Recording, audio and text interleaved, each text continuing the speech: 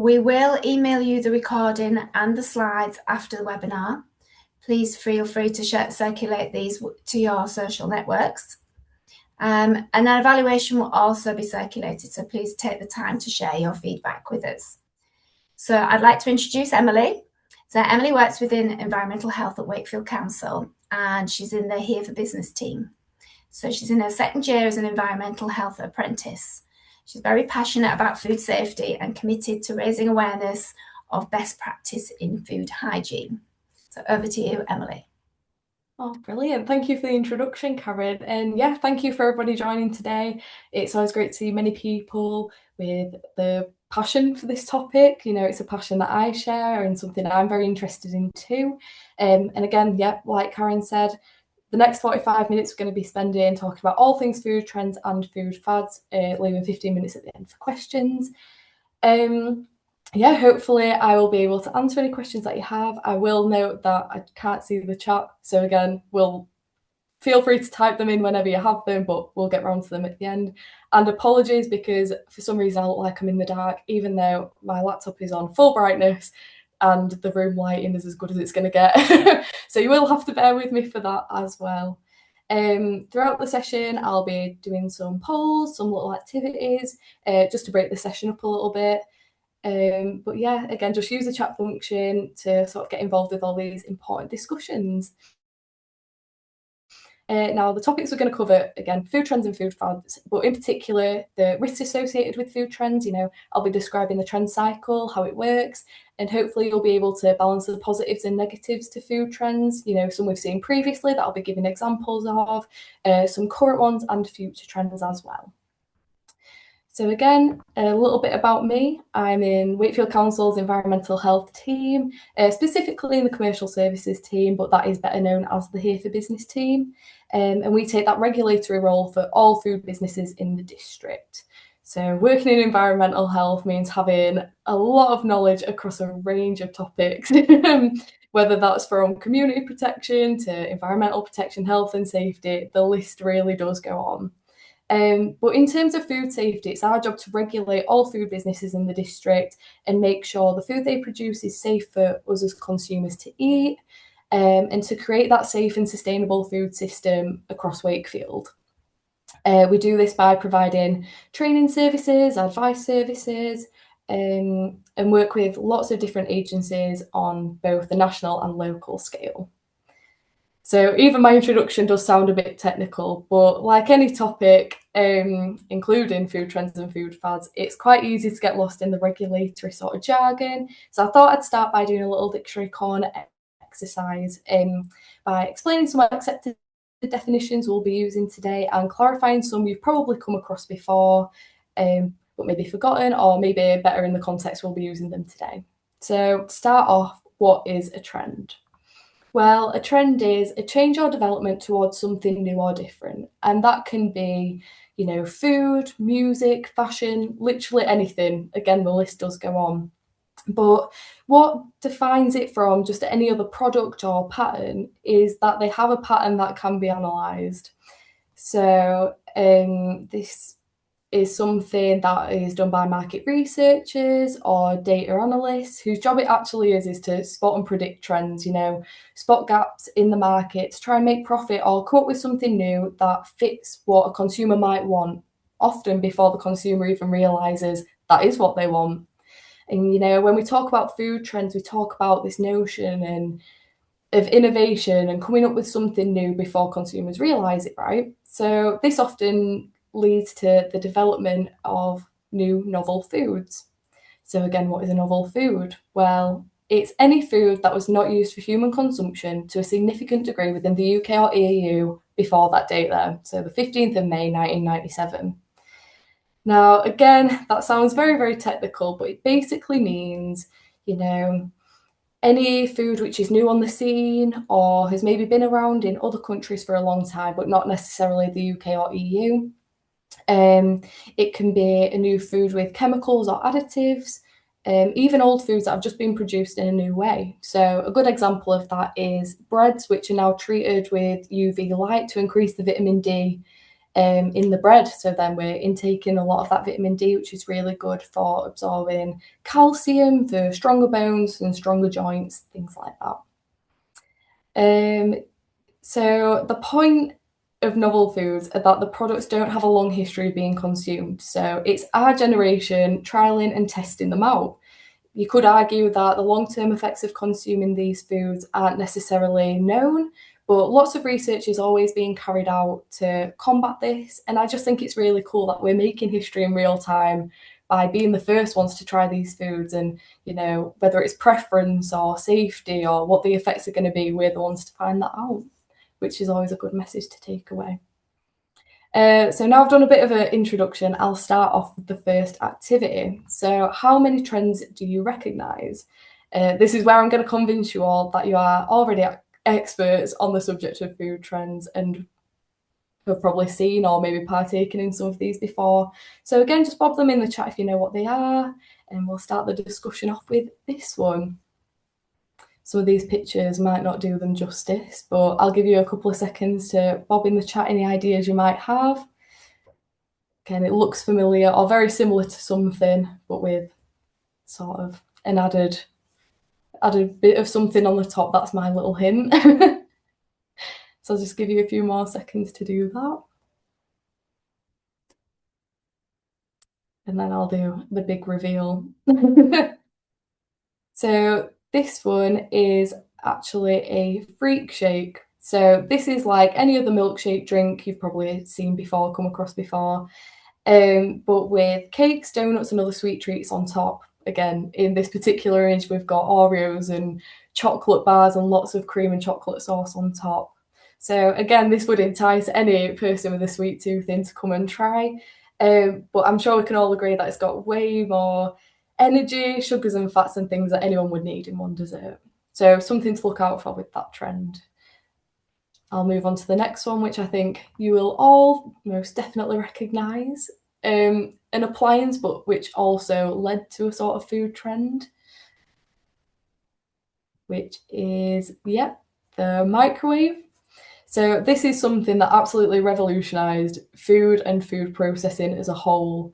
I mean, the invention of the packet meal, which sort of came in with the microwave, you know, increasing the amount of salt, sugars and preservatives to make that food stable for such a long period of time in the freezer, and then being able to cook something within the space of 5 to 10 minutes. It really did change a lot of things. Something to note particularly with this is that in hospital and care settings, a lot of the food produced is packet meals because from a food safety point of view, you can't go wrong. You know, it's really easy and quick to cook. So in those settings, it's most appropriate. But to do that and to stabilize it, messing with, you know, the contents of the food and the nutritional sort of value, has had its side effects, shall we say. But I'll just move on to the next one. So can anyone guess what this one is? Again, I'll give you a couple of seconds to put your ideas in the chat.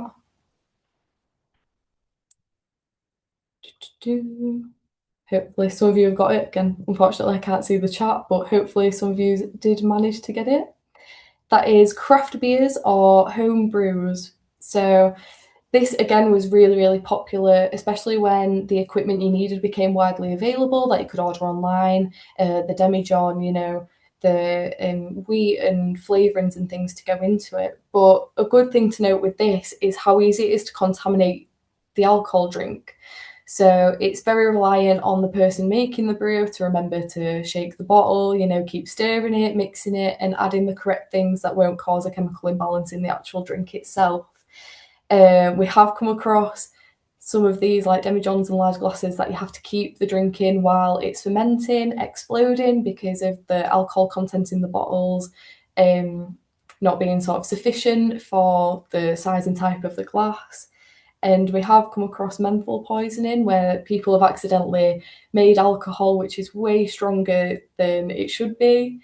But again, balancing that, it is a fun hobby to do and it's fun to try. A newer take on these sort of craft beers and home brews is hedgerow wine, which encourages people to use fruit from hedgerows or allotments to try and make their own wine and drinks.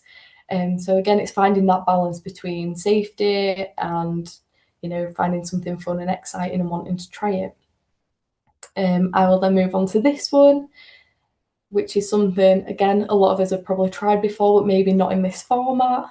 If anyone's got any good guesses, can maybe try guess what it is. But yeah, so this one is rolled ice cream. This was more of a performance than a food trend, shall we say. The performance of rolling up the ice cream to serve it in the cartons. I think we all know that ice cream is filled with a lot of sugar and a lot of cream and things. But again, the drive to go see this performance, go see someone do it, encouraging the sales for the business, but also encouraging the consumption for us as consumers. Then the next one, this is, I'd say, a classic food trend that many people will have come across before as well. That is, yep, the chocolate fountain. So again, in the same sort of principle as an all-you-can-eat buffet, it's really encouraging that overindulgence and overeating of fruit, marshmallows, whatever it is you're dipping in the chocolate fountain. This was a big thing, I'd say, in the early 2000s when chocolate fountains, again, could be bought online. You'd see them more in home settings for children's parties as well, or bigger events. And I think the psychology behind dipping fruit in the chocolate makes it seem a bit healthier, but again, overindulging in all the sugar does have the unhealthy benefits sort of to the side of it as well. Then the next one, I'll let you bob that in the chat again, is your rainbow cake. So this is something I would say is very appealing to kids in particular, but again, goes for any cake in general, which uses these sorts of colourings. Now, one thing to watch out with these is the E numbers and things in the colourings which have been linked to, you know, overactivity in children. And these are not just in the food colouring used in the cake itself, sometimes in the sprinkles. We've had cases of that and some sort of hidden dangers in that sort of sense as well. Again, something to appeal to lots of different people and increase that overindulgence as well. I'll just move on to this next one here as well. Now, this isn't necessarily for what it is, but what's in it, which gives it that signature colour. If anyone has a guess for that. Now, this is a tough one, to be fair. But that is activated charcoal. So the picture here is of a charcoal ice cream. But again, the main ingredient in it being the activated charcoal, which was a huge trend. Activated charcoal being known for brightening teeth, settling your stomach, claiming to have all these health benefits, but again, only in moderation. And again, with the sort of base of whatever it is in, you know, having that as an active ingredient as the charcoal rather than all of the other sugars and things. Now the next one is a popular one, I would say, again, for an appliance, but again, the way it actually revolutionized the way we eat food is a grill, but in particular, the George Foreman grill. So again, this was a huge thing, grilling different foods rather than necessarily like deep fat frying. The grill gives it the food that you're cooking, that particular pattern, but also allows for channels of oil from meats, for example, to drain off, which is, again, healthier, less oil that we're intaking, and also cooks things a lot quicker. And again, a new fun appliance to be using. The next one, again, linked to a sort of appliance, if you will, and similarly has that griddle sort of look on it as a hint. Yeah, is a toasty. So again, quick, simple, effective way of cooking. The only sort of oil or thing you need is the butter to butter both sides of the bread, but again, a really good sort of quick, healthy option. That again took off with the invention of like the toasty maker and the toasty machine, which again became widely available as well. Again, down a similar sort of vein, this other appliance, which hopefully some of you have come across before as well. This one being the wok. Again, absolutely revolutionised the way we cook, introducing flash frying, which is much better than deep fat frying. Again, I just think it's a really good way to save money by not spending money on the oil, making quick food, like stir fries, things like that, encouraging people to eat more veg, get your 5 a day in as well, in a quick, healthy way. Then the next one, again, I feel like this could be a couple of things. I have gone down the route for cold brews, if anyone got that one. Now, this is very similar to your iced coffees and things that large manufacturers have been producing for a while. But again, doing it at home and sort of partaking in the trend through, what you've got in the kitchen, a lot better than going to these places which add lots of sugar, lots of different ingredients, cream, trying to appeal to younger kids and different audiences. A good sort of healthy option in the summer as well, rather than going out and buying the iced coffees, making it yourself and doing the cold brews yourself from home. Then this next one, again, quite small, quite fun, a little bite size sort of dessert, which is the cake pop. Something to do with about portion sizes, however, is that because they're smaller and bite size, it actually does encourage people to eat more. So again, eating extra sugars, fats, and things that have been added into it, similar to the rainbow cake. This next one, going more down the drinks route again, if anyone recognises that. Yep, that is a soda stream. So again, instead of Dizzy Pop with lots of sugar and sweeteners in, having a soda stream from home, being able to cabinet your own drinks in a much healthier way. But something to consider is the expense of all of these appliances as well. I'll move on to this next one, which is, I'll give it another couple of seconds if anyone has any guesses. Yep. So these are veg crisps. So again, sort of hidden behind the healthy thinking of, oh, I'm eating loads of veg today, but it is still a crisp and it is still deep fat fried, so just something to consider with the sort of oil you're using as well. I'll move on to this next one. Again, could be another couple of things, but in particular, the green colour of it. This is an example of a kale smoothie or different health smoothies. So again, encourages eating all of your greens. However, they do have lots of sugar in, so we would recommend eating the whole fruit rather than lots blitzed up into one drink. And then this final one is your alternatives to milk. Again, the picture shows different types, but this image is basically showing your vegan options or your processed milks instead of your normal semi-skimmed, shall we say. Again, a lot healthier, but also considering the processing that takes to manufacture it as well. So as you can start to see, there's already lots of positives and negatives of food trends. But again, I hope you all recognise some of these and get in the headspace of thinking about all of these different types of trends and what they sort of mean to the general consumer like me and you.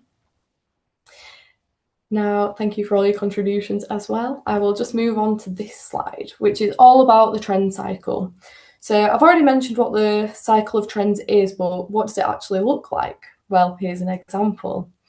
You can see there's that sharp rise in interest and popularity right up until it reaches its peak. But what you'll find is that the trend tends to decline just as quickly as it increased in popularity. The cycle here occurs over years, but some trends these days last months, days, even. In particular with the rise of social media, you can see it's driving these really fast changes and these really fast cycles of the different foods we eat. So what does this mean for food? Well, like I said, the cycle of trends becoming increasingly fast-paced and moving quicker and quicker from one thing to the next can be quite hard to keep up with. In some cases, the cycle goes full circle with one food that previously came into trend sort of dies out, but then, someone comes along and does a new thing with it, increases the popularity by changing the flavour or making it more available. It can quickly cycle back through and become popular again. For us as consumers, I think it means we can stay on trend, can try new things and never be out of fashion. But it's important to remember that for larger responsible authorities, that regulate these things and have to test the food at the source point, complete research and change legislation to accommodate all of this change, it can be really hard to do and sometimes feel impossible. And like I said, with anything, it's important to balance the positives and negatives. So, on one hand, they can be good for business. If a business can hop on a trend quick enough, then sales and profits will increase. It can expand palates. Lots of food trends are linked to different cultures, have new flavors and new ingredients which people might not have tried before. And similar to that, the knowledge of food and culture from across all these different countries and where these trends sort of originate from, as well as allowing us to learn lots of new skills which tie in with these trends, especially ones which require a certain process to sort of complete or sort of try. And then I think we're all human at the end of the day. So any food trend can be very, very exciting, something new, especially for younger kids or someone that's never seen it before or come across anything like it. It can be really, really exciting. And as we previously discussed, they can, however, be unregulated, have hidden dangers that aren't necessarily marketed to us or widely recognised. Again, with the fast nature of trends, it can be hard to keep up with. It can be difficult to recreate at home if you require equipment and different technologies to sort of hop on the trend. And they can also be quite expensive, again, if you're needing to buy the equipment and things. It slowly does rack up the amount of money you'd be spending on them. Now, it's easy to talk about all of these trends, but I think it's good to go through some examples of case studies or trends we've seen previously. So I want to just start off with a quick little poll. So again, feel free to put your answers in the chat. Have you ever eaten a rare burger before? If not, would you ever eat one? Do you know what one is? Do you think they're safe to eat? What do you think the dangers could be? And would you feel safe making them at home? So a rare burger being a less than thoroughly cooked burger, a burger which is raw in the middle or hasn't been cooked to 70 degrees for 2 minutes, or the equivalent time temp combination. So again, feel free to pop them in the chat. Some people's answers different to your own. I feel like for me personally, anything with raw meat sounds quite scary, is something that I would avoid kind of trying to recreate at home. But again, if people are big cooks, is this something you're more inclined to try? It's quite interesting to find out. So while you guys are doing that, I'll just quickly move on to the history of rare burgers and the trend cycle that it looks like. So as you can see, following that same sort of curve, but declines in interest towards the end.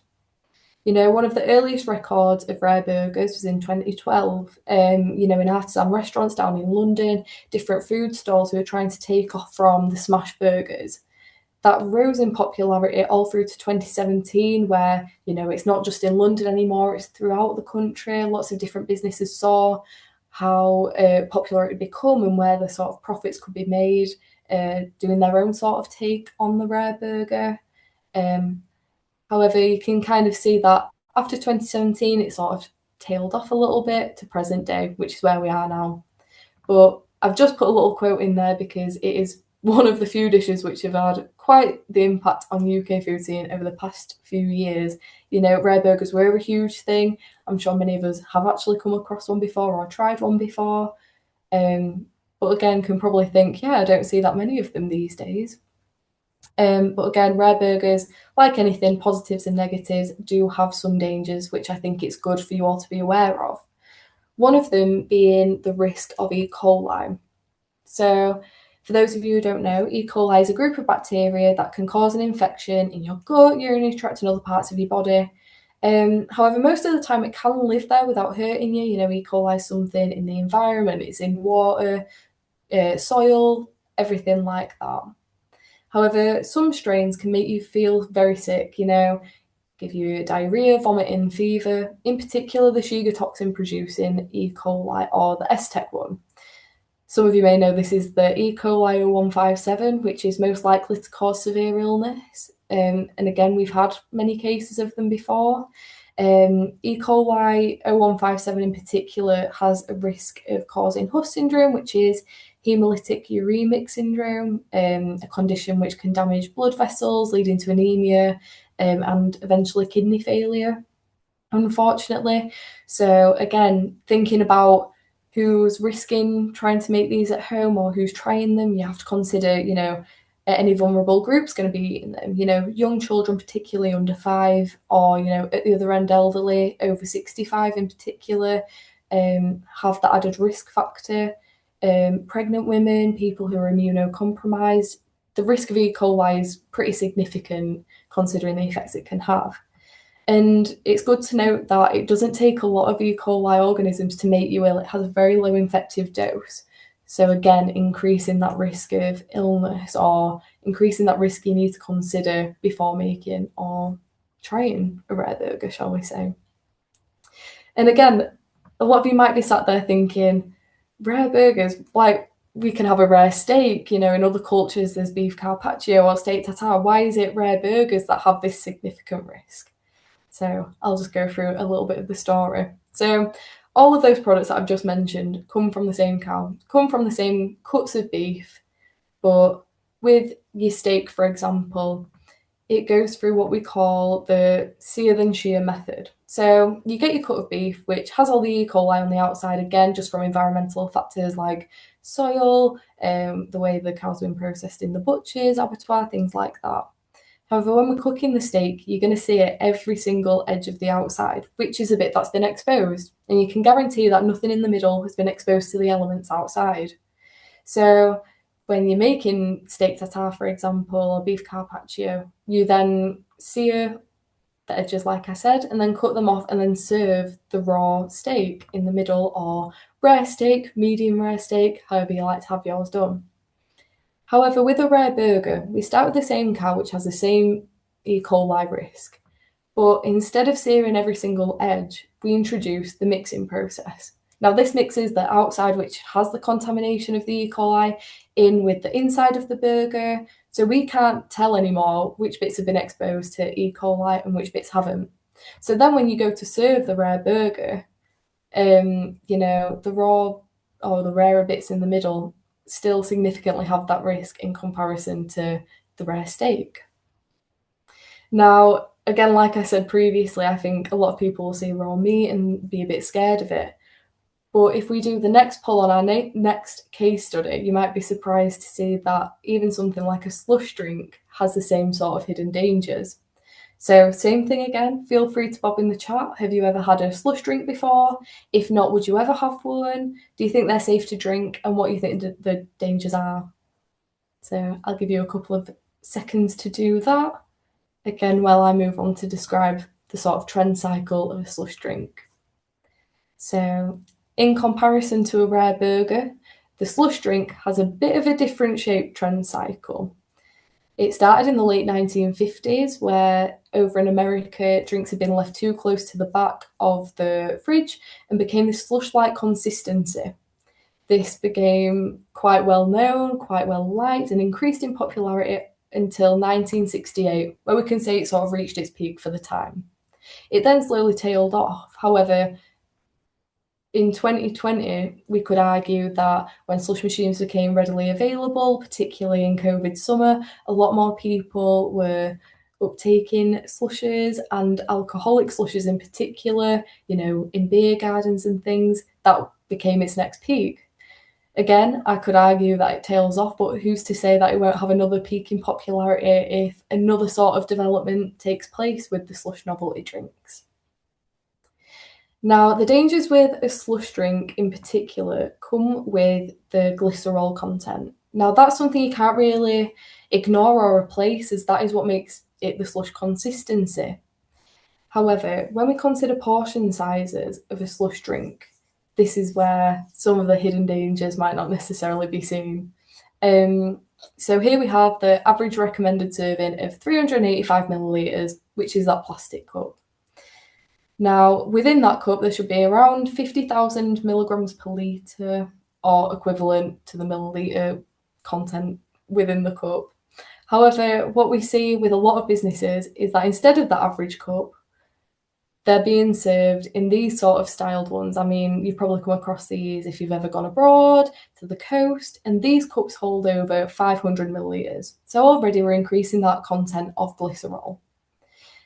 And then when we introduce that, some businesses allow refills of these larger cups, particularly like in entertainment, sort of businesses, or like cinemas, things like that. Then again, we can assume that the portion sizes of the slush drinks and therefore the glycerol content in them is very unregulated. And glycerol in particular is something that, when you consider vulnerable groups like younger kids who these drinks are aimed at, again, have the power to sort of cause comas from having too much sugar. And again, we've had cases of that before, and the industry is sort of calling on better regulation for this. But again, when you consider the time it takes to put these things through Parliament and turn them into law, it's something that we have to, as consumers, be a bit more responsible for. And I must admit, is something that I never really thought about until researching it a bit further. So these are just examples of some food trends we've seen in the past and have all probably tried. But I'll just move on to another little activity for some of the trends we've seen this year or more recently. So same sort of premise as before. Feel free to bob them in the chat if you know what they are, and then we'll start discussing about some of the impacts of them. So in at number one, we've got these. I'd say it's the equivalent of a pot noodle, but with a different branding. If some of you have seen these before, give you a couple of seconds to put them in the chat. But yeah, so these are buldak noodles.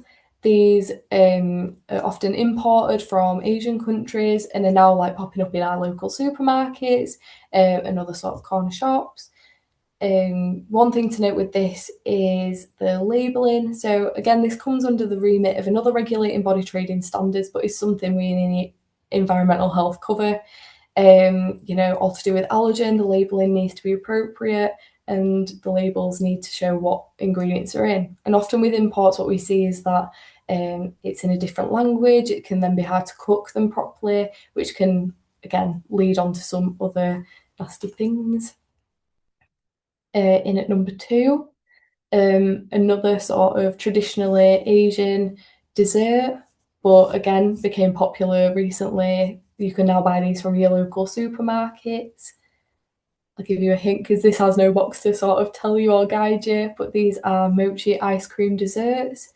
So again, ice cream covered in sort of corn flour, a starchy thing. Someone that has sensitive teeth will find these an absolute nightmare to eat, but they do taste delicious. Again, just having considerations for the sugar content and how many you should be eating as a portion, because again, these mochi desserts are quite small, sort of branded as bite size, but again, being very wary of the content of sugar they have in them.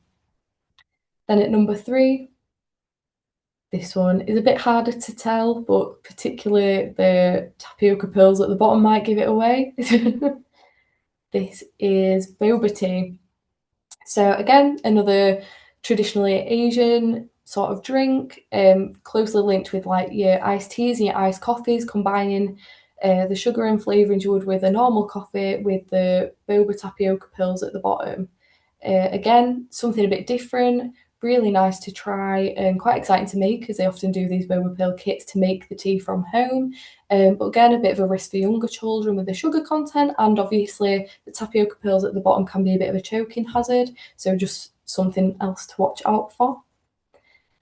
Then the next one, a sort of brunch item, hopefully can give it away with the vegetable in the back.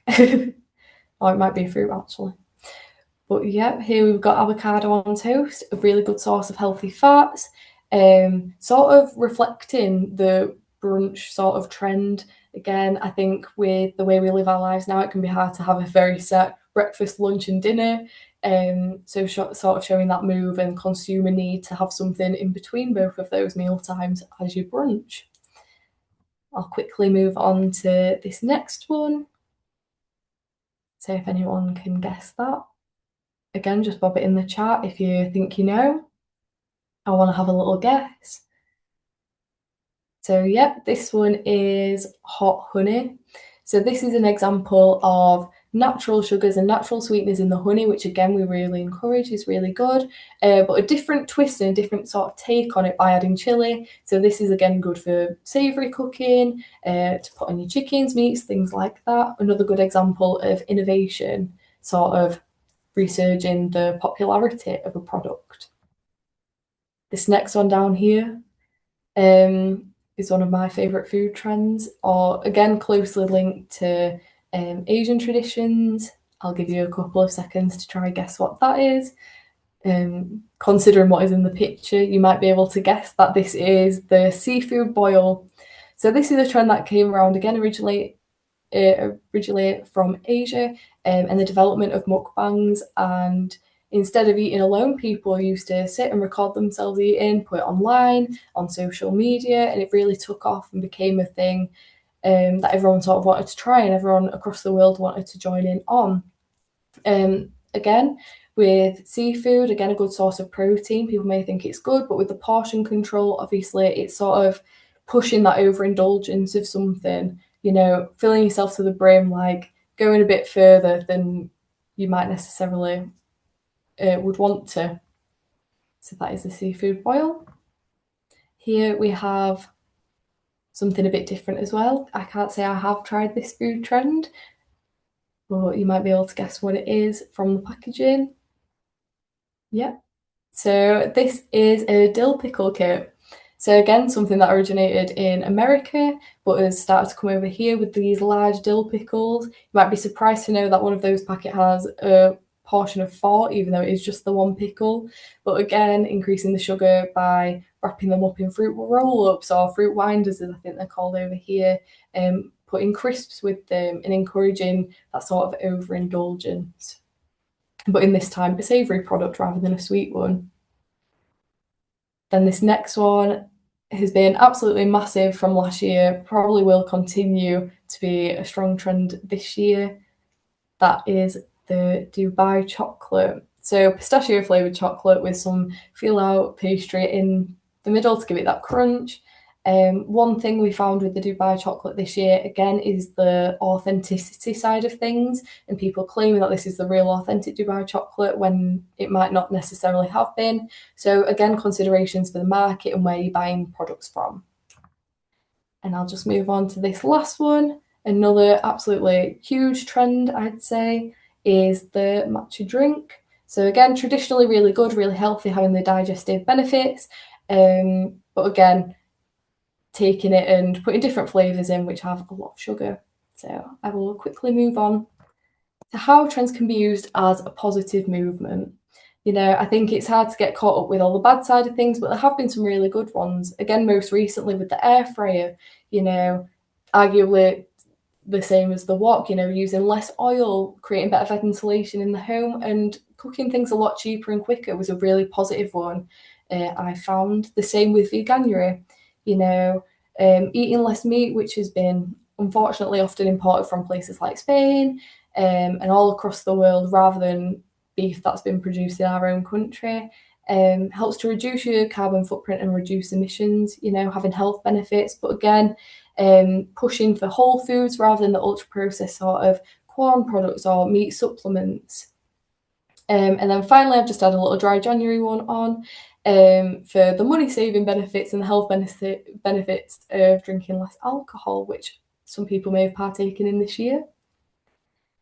But most importantly, food trends in 2026 and what we think is next, because it's easy and interesting to look at previous ones, but again, looking forward to what we might see in 2026.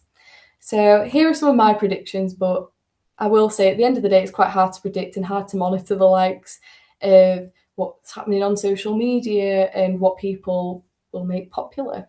But one of the things I predict will be quite popular in 2026 is bone broth. When you use the carcass to draw out all of the collagen from the bones, it's meant to be very good for your skin, joint mobility, and gut health, again, with aiding digestion. I think that could be a really popular one. Following on from the sort of new year, new me, trying to put effort in and going to the gym, I feel like protein powders will be another huge thing. As it's good for building your muscle and helps to, support a balanced diet if you're not getting enough protein from the meats and things you're eating normally. And finally, health supplements. So again, sticking with a similar sort of theme, but trying to support that balanced diet by increasing vitamins and minerals. But I would say, again, it's important to do the research, what active substance is actually in the health supplement, what will make it work, why is it branded a certain way, why is it labelled like that, just sort of having that extra caution about what can be in the supplements. Apple cider vinegar was a huge one last year to aid digestion, de-bloat, things like that, and I just feel like we can sort of see that trend recirculate for this year. Now, the final bit is how to embrace food trends and, how to do it safely, I'd say. So my top tips to sort of help you with this, I always remember by using BEDS. So B for be aware, E, explore your options, D, do your research and be respectful, and S, stay curious. I think it's always good to err on the side of caution and not necessarily going for the first things you see. I think in particular for doing your research and the be respectful piece, sticking with how the country of origin would be in this, how would they be cycling through the trend. A big one is like the Mediterranean diet. Traditionally it would have been eaten with pasta, but lots of veg, salad and pulses in.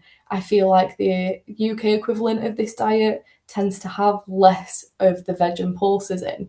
Same with curries and things like that. Traditionally would have only been eaten with rice or a naan bread, but here we have all of them as part of one meal, including poppadoms on top. So just being respectful of how it was treated traditionally.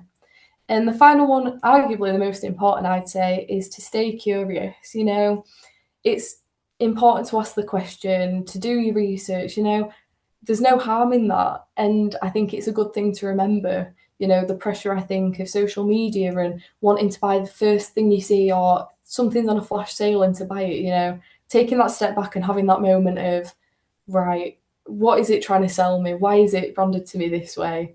Can be really helpful. And again, I can't talk about food trends without talking about the rise of social media. So I've just put some facts and figures on there, which you might find very shocking. I especially did. From some research into, TikTok nutritional advice, I think it's really important to remember that anyone can go on social media and sort of say their piece without necessarily being questioned or have their credentials backed up with anything. But it's easy for us to take that as gospel when we're just scrolling and, trying to engage in something or trying to research and find out information. It might not necessarily be the most appropriate place to, with only 2.1% of the nutrition content being proven to be accurate and compared. And 31% of people saying they've experienced an adverse effect from these fad diets just goes to show that the effects are real and can be quite a big problem.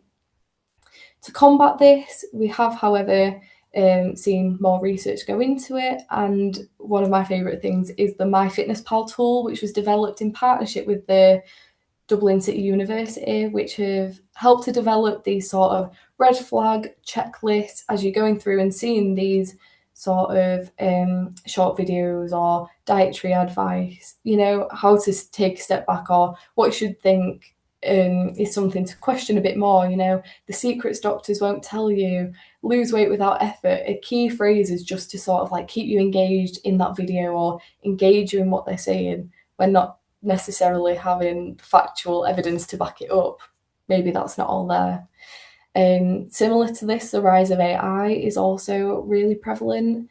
I think with ChatGPT and other sort of AI or open AI websites and things with unrestricted access to, it's important to remember that, again, these people aren't registered nutritionists, and I think they really like that human factor of, you know, why I'm eating like this rather than you need to do this. Is just another sort of thing to look out for.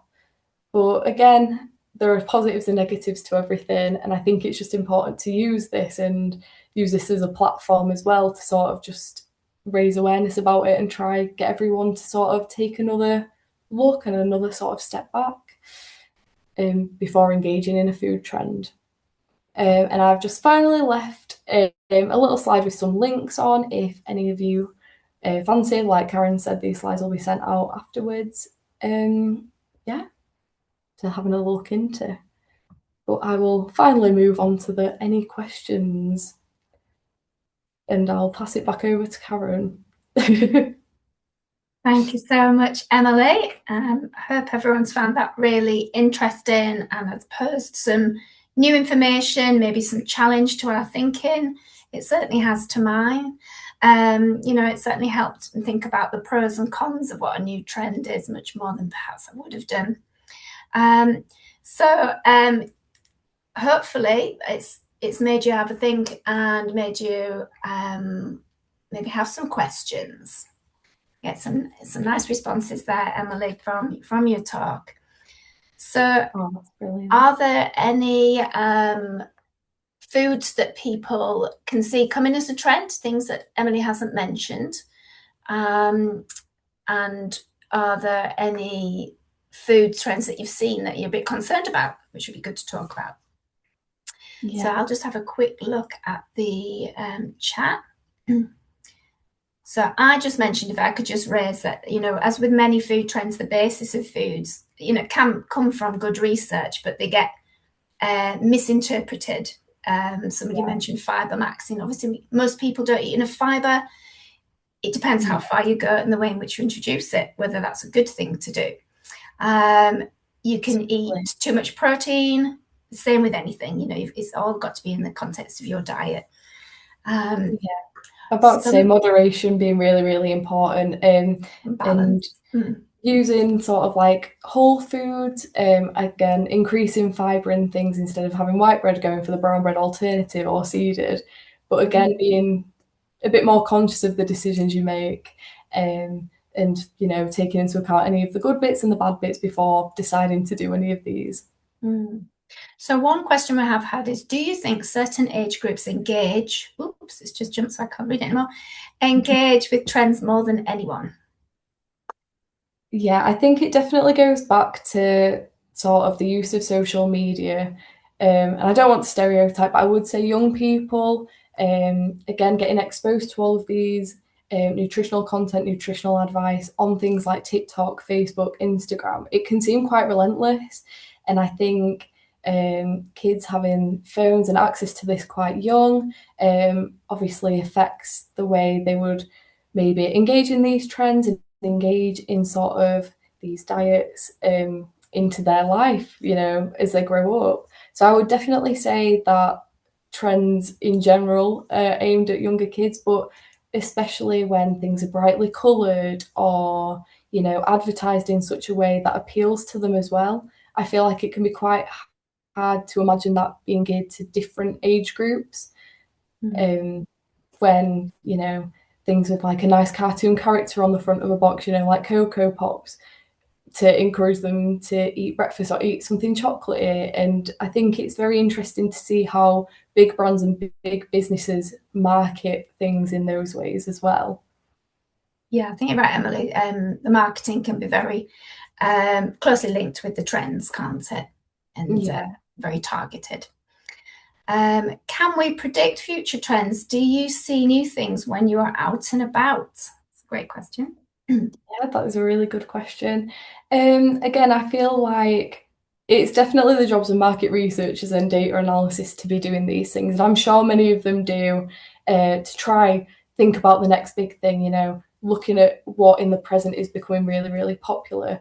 But what I find especially is then catching on to what these market researchers are doing, walking into your local supermarket and seeing what's in, I feel like following the trend cycle becoming increasingly quicker and quicker, the development of things being right in your face as soon as you walk in the door, if that makes sense. In February it was Valentine's Day, and immediately all you see is the chocolates and the flowers, things like that. And I feel like it's something that I don't even take particular notice of immediately, but as soon as it's happened, I mean, as soon as you see the sort of like majority of people talking about it, that's when you realised, oh, I was there for it when it was first happening. Oh, I noticed that when it first became a thing. So again, with all like the health supplements and things, the protein powders, different brands sort of hopping on that, and now a lot of restaurants doing high protein meals and trying to appeal to that sort of demographic too. I think you can sort of see that starting to happen.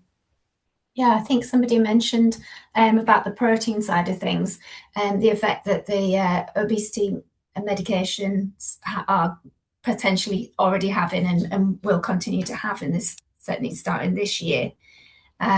Changing sort of portion sizes, the balance of meals, which will probably be high protein, high fiber, much smaller portions because people haven't got the same appetite and can't eat as much. Which I think is funny because many of those things are things that we wanted to change for a long time, and then something like weight loss medication come along and it's changing very quickly now. Yeah, absolutely. I mean, I know we've discussed, Karen, previously the GLP-1 diets, which are linked to, again, all of these weight loss jabs, Mounjaro, things like that. And again, it's so interesting to see how when the majority of people sort of group together and decide this is what's happening, this is the change we've created, how the businesses now have to respond to that. Whereas I feel like for a long time it's been the businesses deciding what we should be responding to and changing the way we eat and our diet habits and things like that. So it will definitely be interesting to see where it goes from there. Again, with these weight loss jabs being such a new thing, Ozempic, we don't know if what the use of these weight loss drugs are going to be, whether people come off it and then have normal appetites again, or whether this will be a permanent change that businesses will forever need to deal with and sort of respond to. Seeing how fast-paced and things can change, it'll be interesting to see the effects of that sort of unfold in the next couple of years. Yeah, it will be 2 years because they're only licensed for people for 2 years. So there will be a big impact soon. I think a much larger conversation than we can have here. Somebody, John has posted, how do we get the negative effects out to children, as they're often aimed at children? Yeah, I think that is a really good question and a really good point, because again, I feel like a lot of the responsibility is going to fall to us as parents or family members, to look after the younger generation and sort of steer them away from things with these hidden dangers and with these sort of negative side effects. Again, with things being geared to children, they're not going to know any better. Again, children are quite innocent to these things, and again, quite susceptible to these sorts of trends as well.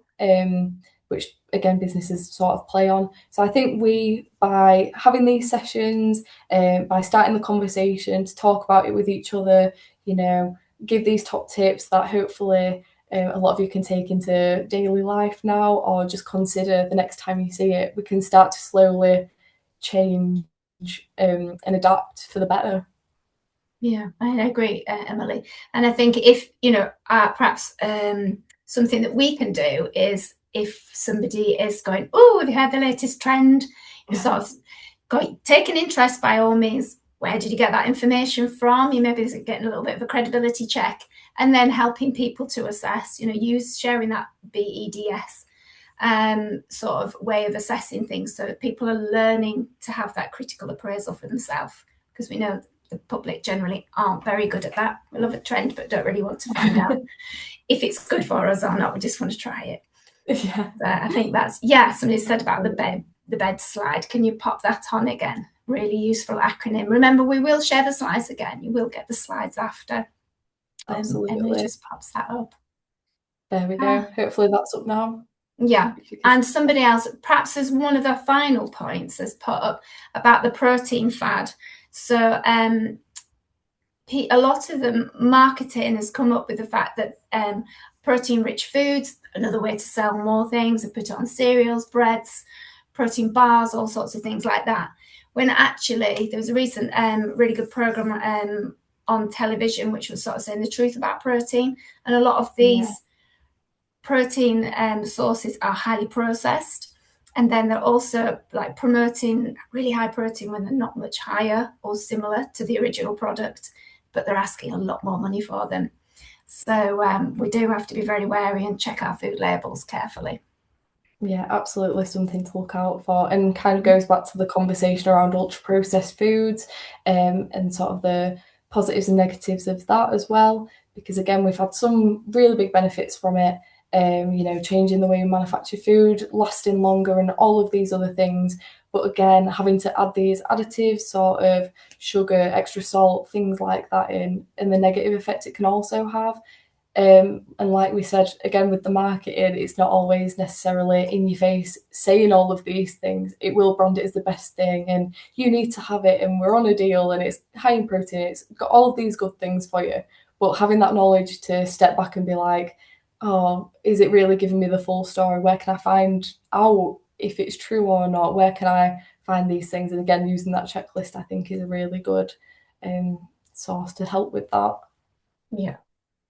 So we're coming to our last minute, so we're going to try and be on time, aren't we? So thank you so much, Emily, for sharing your knowledge with us and challenging our thinking a little bit about new foods, novel foods and food trends.